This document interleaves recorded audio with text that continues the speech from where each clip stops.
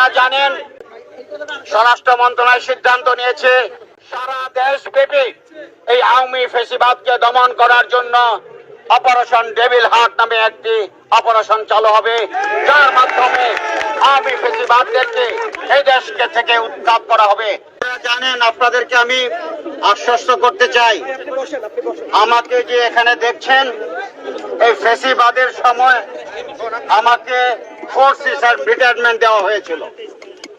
I was not in the job. আপনাদের সাথে আমি আন্দোলন করেছি, যে আন্দোলনের মাধ্যমে এই দেশকে স্বাধীন করতে পেরেছি দ্বিতীয়বারের মতো। সেই স্বাধীনতার ফল আমি আজকে কমিশনার হিসাবে আপনাদের সাথে কথা বলতে চাই। তাই আপনাদের শরীরে যে রক্ত ফ্যাসিবাদী বিরোধী রক্ত, আমার শরীরে একই ফ্যাসিবাদী বিরোধী রক্ত।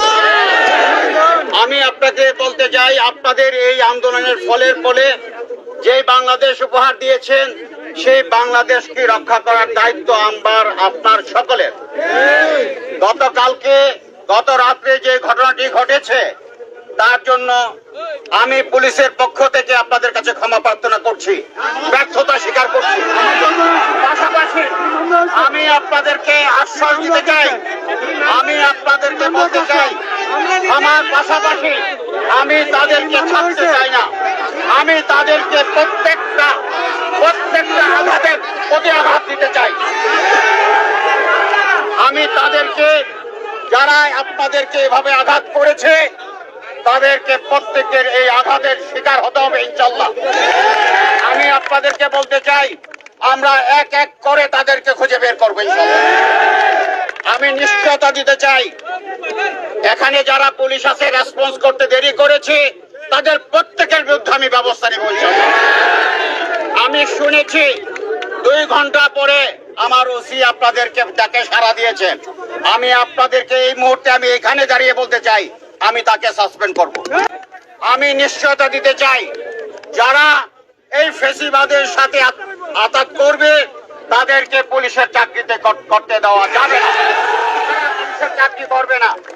এতদিনের যে যে ফ্যাসিবাদ পুলিশ তৈরি হয়েছে, সেই ফ্যাসিবাদ থেকে পুলিশ বেরিয়ে আসতে হবে, জনগণের পুলিশ হতে হবে ইনশাআল্লাহ। আপনারা কষ্ট করে এসেছেন, আপনারা এই জনগণের নিরাপত্তার জন্য এসেছেন।